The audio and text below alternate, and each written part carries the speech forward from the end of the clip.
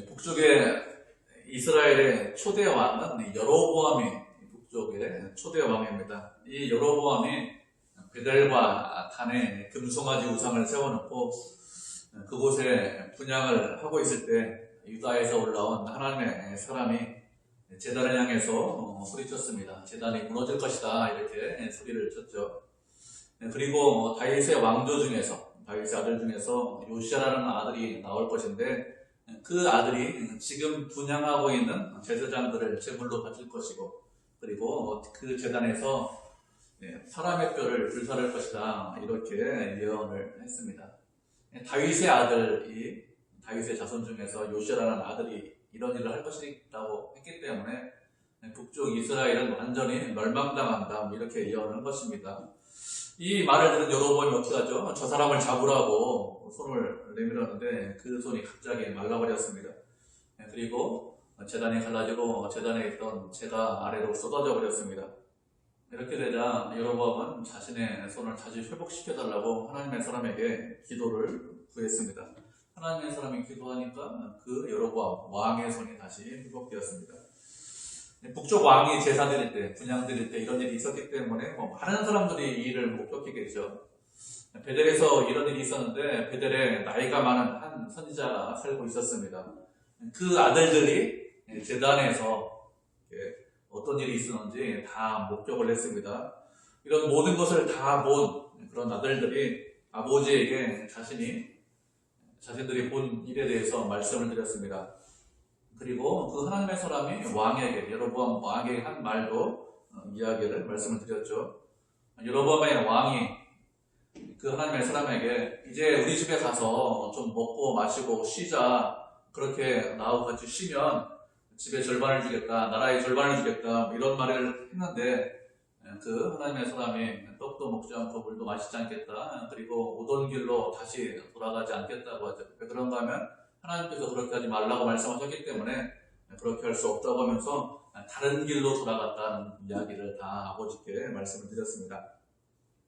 이런 모든 일을 다 베델의 늙은 선지자가 들었습니다. 그러자 이 베델의 늙은 나이 많은 선지자가 그 아들들에게 그 하나님의 사람이 어느 길로 갔는지 이야기를 듣고 나귀를 타고 하나님의 사람을 따라갔습니다.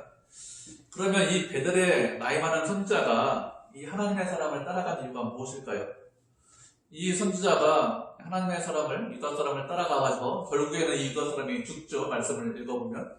그렇게 할 이유가 무엇이 있을까요? 왜 그렇게 했을까요?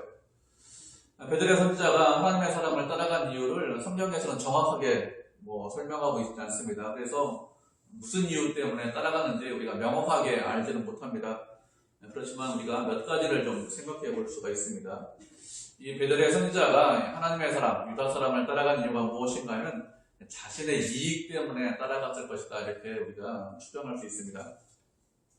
지금 북쪽 이스라엘의 상황이 어떤 상황이냐, 영적으로 아주 어두운 가운데 있습니다.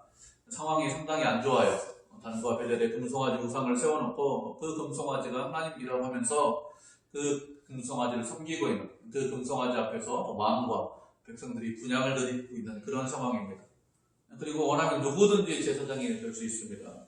레위 지파 사람들이 제사장이 되는 것이 아니라 원하면 누구든지 제사장이 될 수 있기 때문에 레위 지파 사람들은 지금 북쪽 왕국에 남아있잖아요. 다 남쪽으로 내려갔습니다. 북쪽 이스라엘은 백성들을 바르게 인도할 수 있는 그런 영적인 지도자, 영적인 사람이 거의 없는 그런 실정입니다. 이런 실정이기 때문에 북쪽 이스라엘은 점점 영적인 암흑기에 빠져들고 있는 그런 상태죠. 이런 상황인데 이 나이가 많은 선지자는 남쪽으로 내려가지 않고 계속 베델에 있었습니다. 이렇게 베델에 선지자가 남아있음에도 불구하고 하나님께서 누구를 불러서 하나님의 말씀을 전하겠습니까? 베델에 선지자가 있으면 베델에 있는 선지자를 불러서 하나님의 말씀을 전하기 하면 쉽잖아요. 그런데 그렇게 하지 않았어요. 유다 사람을 불러서 베델까지 올라가서 그래서 하나님의 말씀을 전하라 이렇게 말씀을 하고 있죠. 이 베델에 있는 선지자 어떤 사람이죠? 이름만 선지자입니다. 그죠? 과거에는 선지자였습니다. 그런데 지금은 어떻게 생각할 수 있죠? 선지자라고 말할 수 없어요. 과거에는 하나님의 말씀을 전하는 그런 사명을 감당했습니다. 그런데 지금은 그렇지 않죠.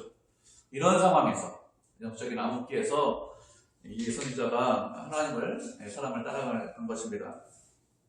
이 베델의 선지자가 하나님의 사람을 자신의 집으로 데리고 오면 그러면 어떻게 될까요? 여로보암 왕이 내 집에서 먹고 마시자, 쉬자 이렇게 권면했는데 이 하나님의 사람은 뿌리쳤죠. 사실 왕이 권면했는데 거의 명령이잖아요. 권면이 아니라 명령인데, 그런데 그 명령을 뿌리치고 자신의 길로 돌아가는데, 이 나이 많은 베델에 있는 선지자가 그 하나님의 사람을 데리고 오면 그러면 이 나이 많은 선지자가 어떻게 되겠습니까? 주변 사람들로부터 인정받겠죠. 이야, 참 북쪽에는 왕보다 더 훌륭하네. 아니 그렇게 유다에 있는 선지자를 데리고 올 수 있다니 참 대단한 사람이다. 이런 소리를 듣기 위해서 그런 유익이 있기 때문에 아마 그 사람을, 하나님의 사람을 집으로 데려오려고 했을 것입니다. 우리가 이 베델의 선지자를 살펴보면서 우리가 이런 사람은 아닌가 우리 자신을 살펴보셔야 합니다. 베델의 선지자 말씀드린 대로 선지자라는 이름은 가지고 있었습니다. 그런데 실제로는 어떻습니까? 이름만 있지 하나님의 말씀이 그에게 임하고 있지 않습니다. 하나님께서 베델에 있는 그 선지자를 통해서 말씀하시는 것이 아니라 다른 지역에 있는 선지자를 불러서 말씀하셨습니다. 한때는 하나님을 사랑했습니다. 한때는 하나님께서 우리를 통해서 당신의 일을 하셨습니다. 그런데 이제는 더 이상 그렇게 하잖아요. 우리를 사용하는 것이 아니라 다른 사람을 사용하고 계십니다. 그래서 이름만 선지자고 이름만 하나님의 자녀입니다. 그런데 자녀로서의 역할을 감당하지 못하고 있는 것은 아닌지 우리 자신을 살펴보셔야 합니다. 그러면 이 선지자가 자신의 일을 감당하지 못하는 이유가 무엇일까요? 그것은 타락하고 부패했기 때문에 그렇습니다. 만약에 이 선지자가 타락하고 부패하지 않았다면 이 선지자가 어떻게 행동을 했어야 합니까? 만약에 올바른 선지자라면, 하나님의 선지자라면 베델에 금송아지를 세워놓고 왕이 그 제단에 분향을 하고 백성들이 분향을 드릴 때 그때 외쳐야 됩니다. 이것은 하나님의 말씀에 어긋난다, 잘못된 일이다, 죄다, 이렇게 목숨을 걸고 외쳐야 돼요. 그래야 하나님의 사람 아닙니까? 그런데 어떻게 했습니까? 그렇게 외쳤다 이런 말씀은 어디에도 없습니다. 오히려 어떻게 하고 있죠? 그 아들들이 왕이 제사 드리는 거 보기 위해서 그 제단 앞에 가서 쳐다보고 있습니다. 왕과 백성들이 타락하고 점점 부패해서 영적인 어둠 가운데로 가고 있는데 선지자는 그냥 외치지 않고 있습니다. 그냥 그대로 있습니다. 왜 그런가 하면 이 선지자가 타락하고 부패해서 그렇기 때문에 그렇죠. 죄와 악이 있는데 죄와 악을 그냥 바라만 보고 있는 것입니다. 우리도 얼마든지 이렇게 될 수 있겠죠. 영적으로 타락하고 부패하면 그것이 죄인 줄 알고 있어요. 그런데 상황이 어쩔 수 없어. 어쩔 수 없는 상황이잖아. 그래서 그것을 용납하고 허용할 수 있습니다. 과거에는 그렇게 하지 않았습니다. 과거에는 죄와 타협하지 않았습니다. 죄를 용납하지 않았습니다. 허용하지 않았습니다. 그런데 시간이 지나면서 변한 거예요. 그러면 어떻게 됩니까? 이 선지자처럼 될 수 있습니다. 과거에는 하나님의 일을 하면서 하나님의 사람으로 살았습니다. 그런데 지금은 그렇지 않습니다. 과거에는 목사로, 과거에는 집사로, 과거에는 권사로 그렇게 살았는데 지금은 이름은 있습니다. 지금은 목사고, 권사고, 집사고 이름이 있는데 하나님과 얼마든지 멀어질 수 있죠. 우리가 늘 조심하고 주의해야 됩니다. 베델의 선지자 나하고 상관없어. 그 사람 뭐 이상한 사람이야. 그게 아니라 얼마든지 우리도 타락하고 부패하면 이 선지자처럼 될 수 있습니다. 그렇기 때문에 조심하고 주의해야 되겠죠. 우리가 말씀을 한 구절 살펴보도록 하겠습니다. 디모데후서 3장 1절부터 5절까지 말씀 살펴보도록 하죠. 디모데후서 3장 1절부터 5절까지 말씀입니다.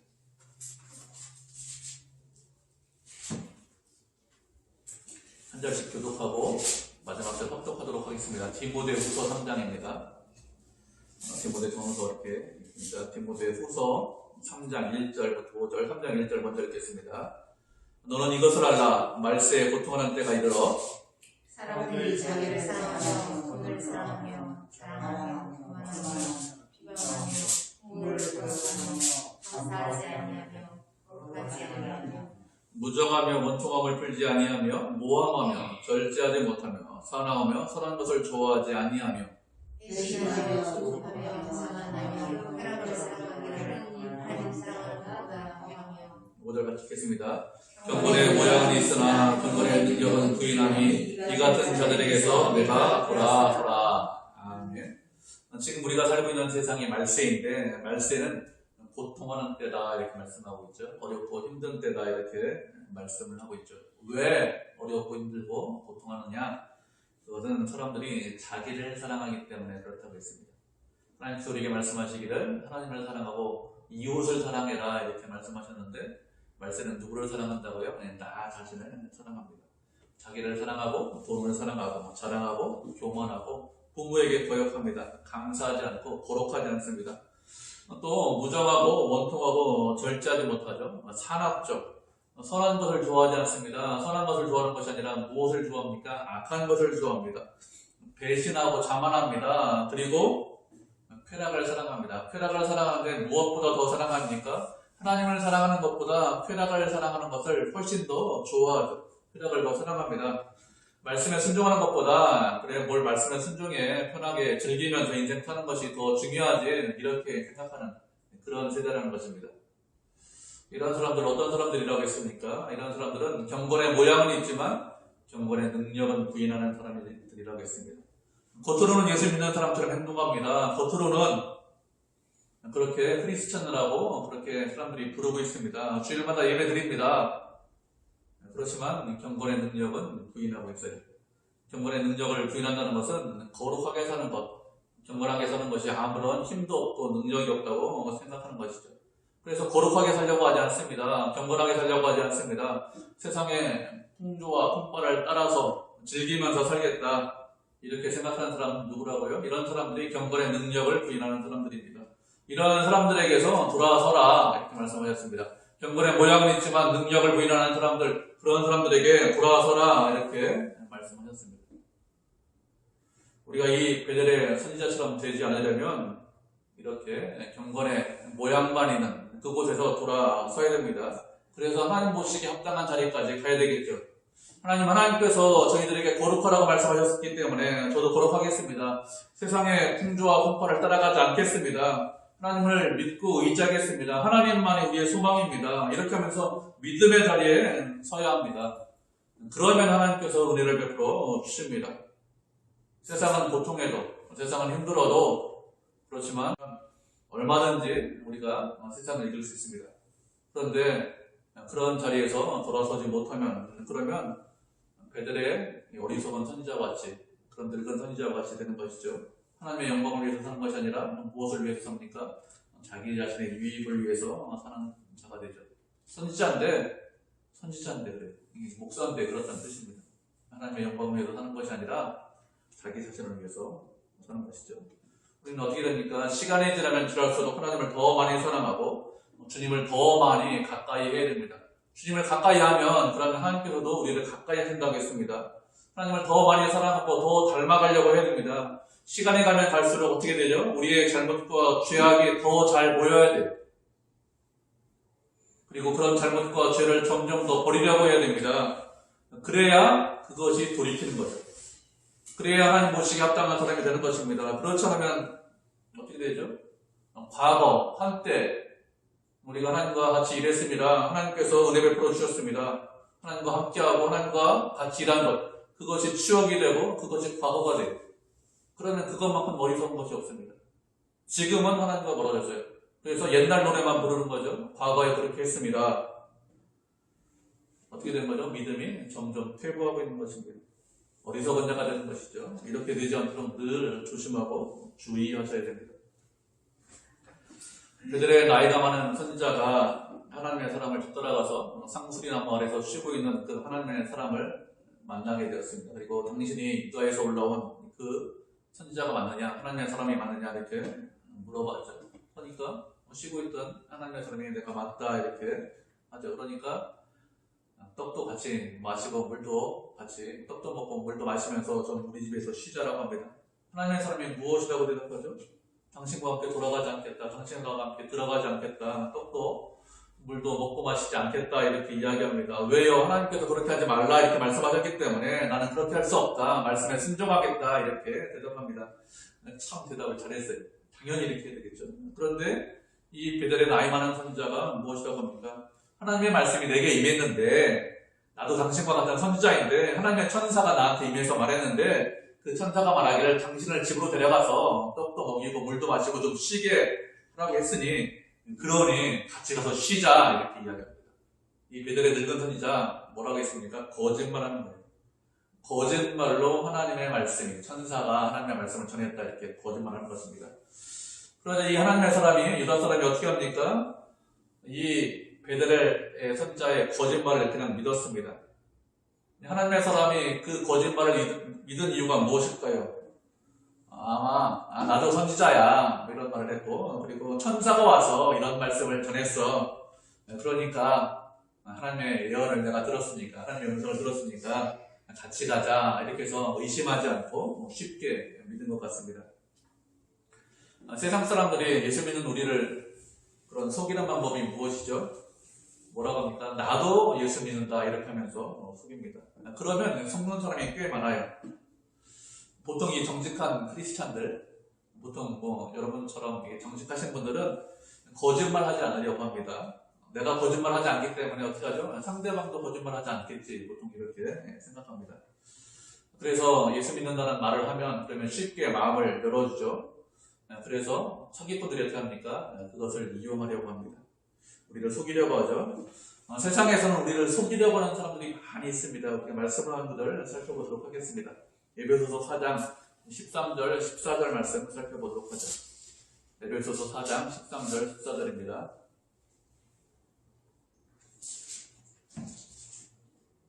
에베소서 4장 13절, 14절 찾으셨죠? 우리가 두 절이니 한 목소리로 같이 읽겠습니다. 4장 13절, 14절입니다. 시작. 우리가 다 하나님의 아들을 믿는 것과 많은 일에 하나가 되어 온전한 사람을 이루어 그리스도의 장성한 분량이 충분한 데까지 이르리니, 이는 우리가 이제부터 어린아이가 되지 아니하여 사람의 속임수와 간사한 유혹에 빠져 온갖 교훈의 풍조에 밀려 유동하지 않게 하려 함이라. 아멘. 예수님을 믿으면 그것으로 끝이냐? 그렇지 않습니다. 예수님을 믿으면 새로운 시작이에요. 하나님께서 우리에게 원하시는 것이 무엇이라고요? 하나님께서 원하시는 것은 하나님의 아들을 믿는 것과 안 한 것에 하나가 되어서 온전한 사람이 되기를 원하십니다. 누구든지 예수님을 처음 믿으면 그러면 새로 태어납니다. 거듭났다고 하죠. 다시 태어났다 이렇게 이야기합니다. 다시 태어날 때는 아이로 태어납니다. 그래서 그 자리로 어린아이로 있는 것이 아니라 자라고 성장해서 온전한 사람이 되어야 합니다. 어디까지 자라느냐? 그리스도의 장성한 분량이 충분한 데 이르기까지 원한다 이렇게 말씀하고 있어요. 무슨 뜻인가 하면 예수님께서 우리의 머리시기 때문에 그 머리까지 자라기를 원한다 이런 뜻입니다. 그렇게 자라야 되는 이유가 무엇이죠? 자라야 되는 이유가 무엇인가 하면 어린아이가 되지 않기 위해서 자라야 한다 이렇게 말씀하고 있습니다. 어린아이가 있는데 어린아이의 특징이 무엇입니까? 어린아이의 특징은 다른 사람의 말을 너무 쉽게 잘 믿는 것이 어린아이의 특징입니다. 어떤 아저씨가 아이에게 말하죠. 사탕 줄게, 나하고 같이 가자. 이렇게 하면 어떻게 합니까? 아이는 사탕 때문에 가요. 아저씨는 누군지 관심이 없습니다. 무엇에만 관심이 있죠? 이 사탕에만 관심이 있습니다. 그가 누군지 전혀 관심이 없죠. 다른 사람의 말을 너무 쉽게 믿죠. 그게 아이의 특징입니다. 이런 아이가 되지 않기 위해서 어떻게 하라고요? 자라고 성장해야 된다고 했습니다. 그리고 왜 자라고 성장해야 됩니까? 세상에는 간사한 속임수와 사람의 속임수와 간사한 유혹이기 때문에 그래서 자라고 성장해야 된다 이렇게 말씀하고 있습니다.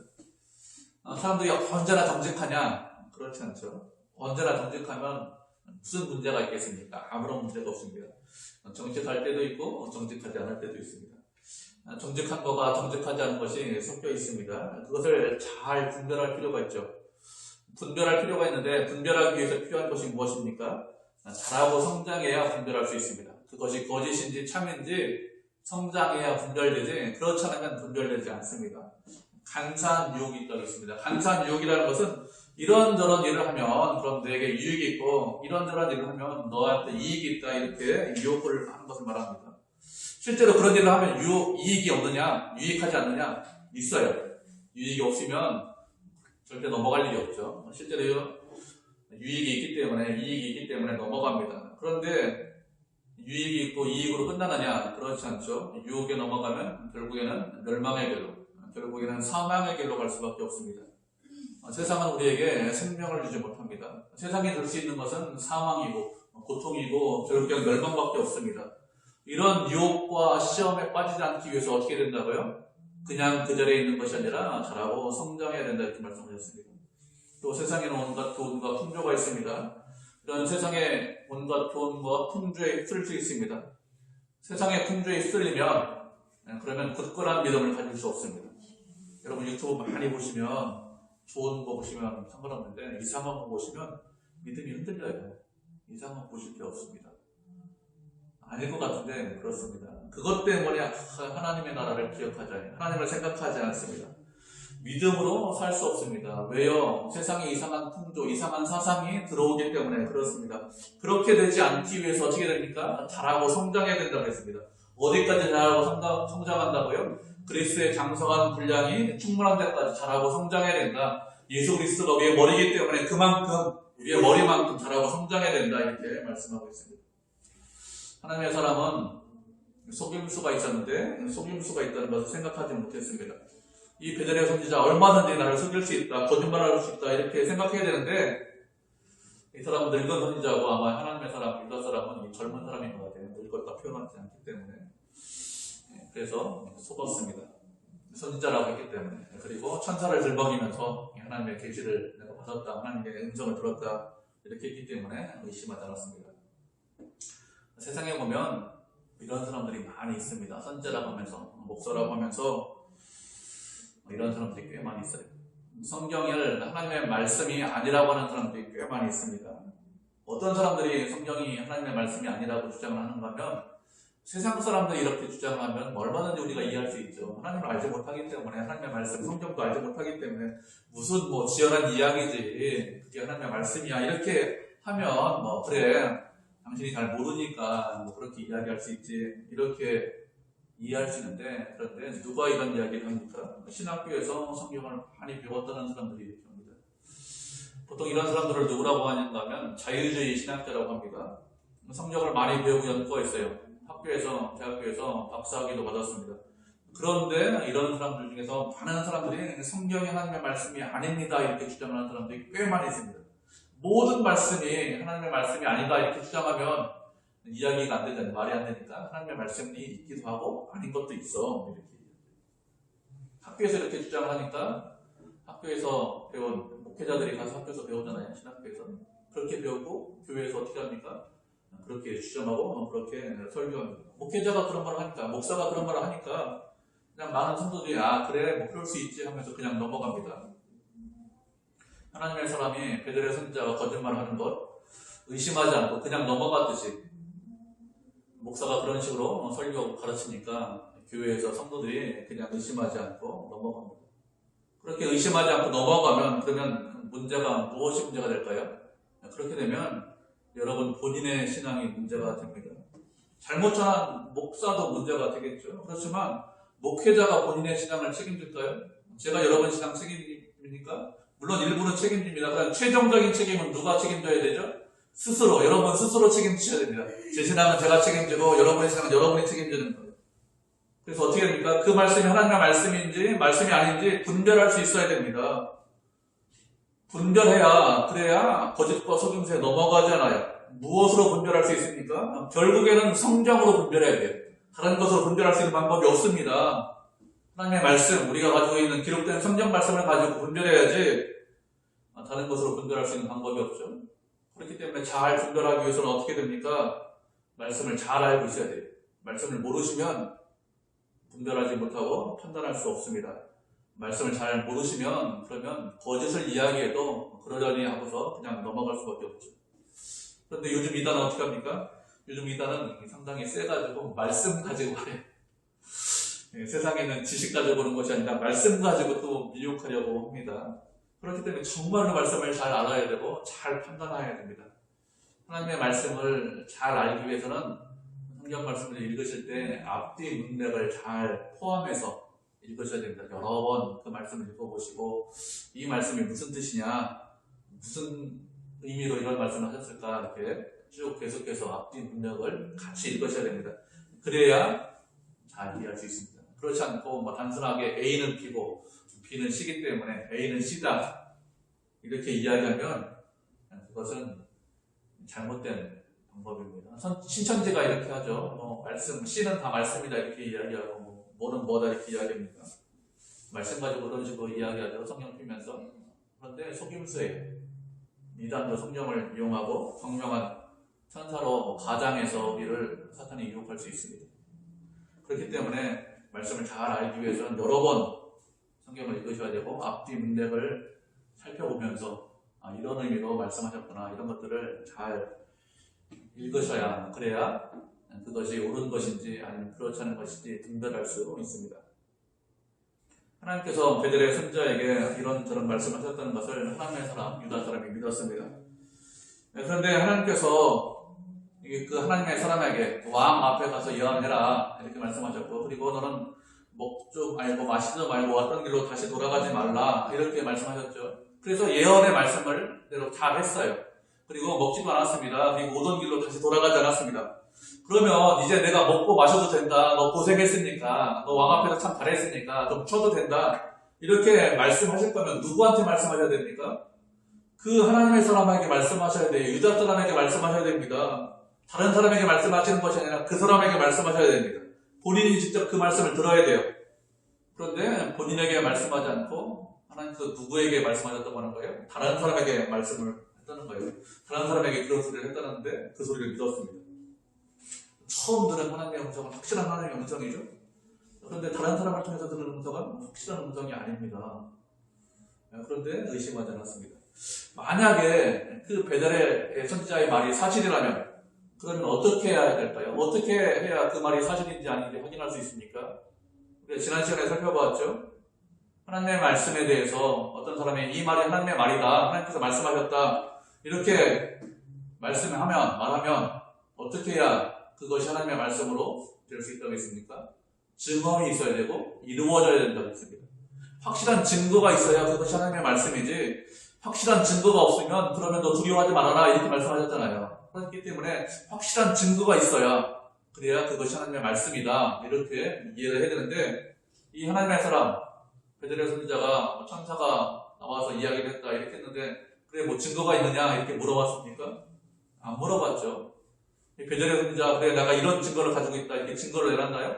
증거를 내놓을 수 없죠. 거짓말하니까 증거를 내놓을 수가 없어요. 선지자가 한두 명 있었습니까? 그 당시 진짜 가짜 선지자 많이 있었죠. 그렇기 때문에 얼마든지 이 사람이 증거 내놔라 이렇게 할 수 있어요. 근데 그렇게 하지 않았습니다. 잘못한 거죠. 그냥 너무 쉽게 믿어버렸습니다. 거짓인데 너무 쉽게 믿었습니다. 그래서 이 하나님의 사람이 베델로 돌아가서 그 베델의 선지자 집에 가서 떡도 먹고 물도 마시면서 좀 쉬었습니다. 그렇게 쉬고 있는 동안에 하나님의 말씀이 이제 이 거짓 선지자, 이 베델에 있는 선지자에게 임했습니다. 하나님께서 그 선지자를 통해서 무엇이라고 말씀하셨는지 우리 말씀을 읽어보도록 하겠습니다. 다시 본문 21절, 22절이죠. 열왕기상 13장 21절, 22절 하나님께서 말씀하시는 건데 다시 읽어보도록 하겠습니다. 같이 읽겠습니다. 시작. 그가 유다에서부터 온 하나님의 사람을 향하여 외쳐 이르되 여호와의 말씀에 내가 여호와의 말씀을 어기며 내 하나님 여호와께서 내게 내리신 명령을 지키지 아니하고 돌아와서 여호와가 너더러 떡도 먹지 말고 물도 마시지 말라 하신 곳에서 떡을 먹고 물을 마셨으니 네 시체가 내 조상들의 묘실에 들어가지 못하리라 하셨느니라 합니다. 아멘. 베델의 선지자를 통해서 하나님께서 말씀하신 것이 무엇이냐? 너 하나님의 명령을 지키지 않았다. 돌아가지 말라고 했는데 돌아가서 떡도 물도 먹고 마시지 말라고 했는데 먹고 마셨으니 명령을 순종하지 못했으니까 내 시체가 어떻게 한다고 내 조상들의 묘실에 들어가지 못한다. 이렇게 말씀하셨습니다. 하나님의 말씀을 어겼기 때문에 내 시체가 조상들의 묘실에 들어가지 못한다고 했습니다. 조상들의 묘실에 들어가지 못한다는 것은 가장 큰 형벌을 받는다 이런 뜻입니다. 그 당시 사람들은 죽으면 조상들의 묘실에 들어가는 것, 그것이 가장 큰 복이라고 생각했습니다. 유대인의 무덤은 가족묘입니다. 우리하고 좀 달라요. 가족묘입니다. 그래서 가족들이 죽으면 같이 이렇게 묻히는 거예요. 아브라함이 아내 사라가 죽었습니다. 그러자 어떻게 하죠? 자신의 고향으로 가야 돼요. 갈대아 우르인 고향으로 가야 되는데 고향으로 가지 않고 헤브론에서 장사 지냅니다. 아내를 장사 지내기 위해서 아브라함이 어떻게 합니까? 막벨라굴을 사잖아요. 막벨라굴에 누가 장사 됩니까? 누가 매장되죠?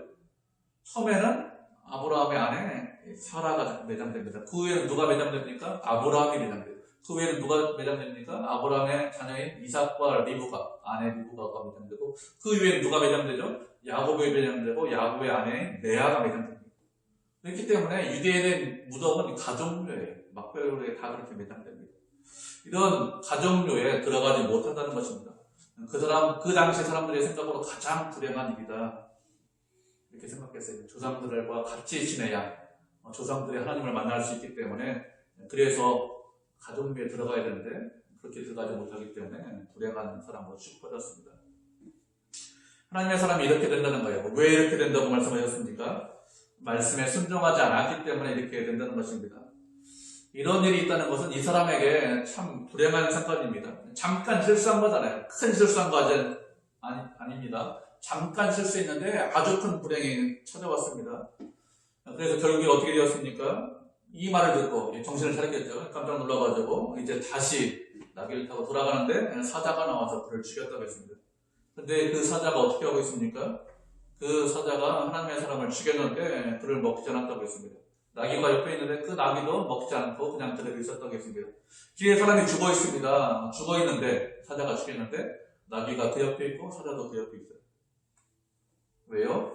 사자가 배고파서 죽인 것이 아니기 때문에 그렇습니다. 하나님께서 사자를 통해서 그 선자를 죽이라고 하셨기 때문에 그 사람이 죽인 것이죠. 말씀을 온전하게 순종하지 못해서 이렇게 되었습니다. 말씀을 온전하게 순종하지 못하면 어떻게 된다는 것을 하나님께서 보여주셨습니다. 그런데 잘 생각해 보세요. 누가 더 잘못했습니까? 베들레 선지자하고 유다에서 온 하나님의 사람, 누가 더 잘못했죠? 베들레 선지자가 훨씬 더 잘못이 크죠? 그런데 베들레 선지자가 죽어야 되잖아요. 그러면 거짓말도 하고 이거 뭐 사기치고 이러는 선자란 이름 가지고. 근데 그 사람이 죽지 않고 오히려 누가 죽었습니까? 하나님의 사람이 죽었습니다. 그러면 하나님께서 왜 이 하나님의 사람을 죽이셨을까요?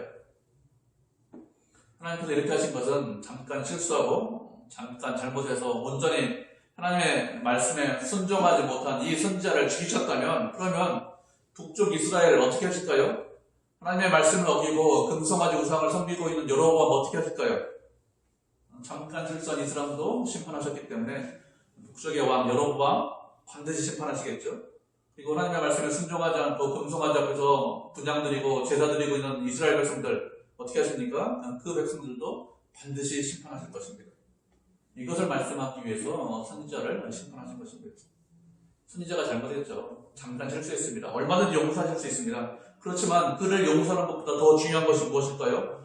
말씀에 순종하지 않으면 잠깐 실수했지만 그것도 심판하신다는 것을 드러내기 위해서 이렇게 하는 것이죠. 왜요?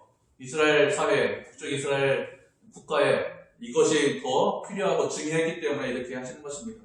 그만큼 북쪽 이스라엘이 영적으로 타락하고 부패했다는 것이죠. 그만큼 영적으로 어두운 가운데 있었다는 것입니다. 그래서 선지자를 죽이면서까지도 하나님께서 말씀하신 거예요. 왜요? 돌이키고 회개하라.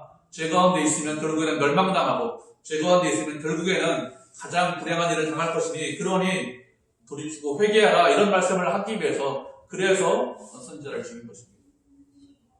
그렇기 때문에 우리는 어떻게 될까요? 우리는 죄의 길에서 돌이키셔야 됩니다. 그것이 지혜죠. 죄의 길에서 돌아서면 그러면 주님께서 용서해 주십니다. 죄의 길에서 돌아서면 주님께서 불쌍히 여겨주십니다. 그리고 그렇기 때문에 돌이키고 회개하는 것이 지혜죠. 돌이키고 회개하면 은혜를 베풀어 주십니다. 다시 하나님의 일을 할 수 있는 그런 기회를 주십니다. 그렇지만 이런저런 경고를 받았음에도 불구하고 돌이키지 않으면 어떻게 될까요? 그러면 멸망의 길로 갈 수밖에 없습니다. 그렇기 때문에 우리는 죄의 길에서 돌아서서 주님께 순종하고 말씀대로 살아야 되겠죠. 주님의 뜻대로. 주님께서 가장 미워하시는 것이 죄잖아요. 우리도 죄를 미워하고 싫어야 합니다. 그리고 하나님을 사랑하고 하나님의 뜻에 순종해야 됩니다. 말세는 자기를 사랑하는 시대라고 했습니다. 그래서 고통한다고 했습니다. 우리는 그런 사람들이 아니죠. 누구를 사랑하죠? 형제를 사랑하고 하나님을 사랑하는 사람들입니다. 그래야 하나님 보시기에 기뻐하는 그런 성도가 되는 거예요. 세상 사람들이 다 그렇게 살지 않아도 하나님께서 그렇게 살라고 말씀하셨기 때문에 경건의 모양은 있지만 경건의 능력을 부인하는 자가 아니라 경건의 능력대로 하나님의 뜻대로 말씀에 순종해서 하나님께 영광을 돌리는 그런 성도, 그런 교회가 되시기를 주님의 이름으로 축복을 드립니다. 아멘.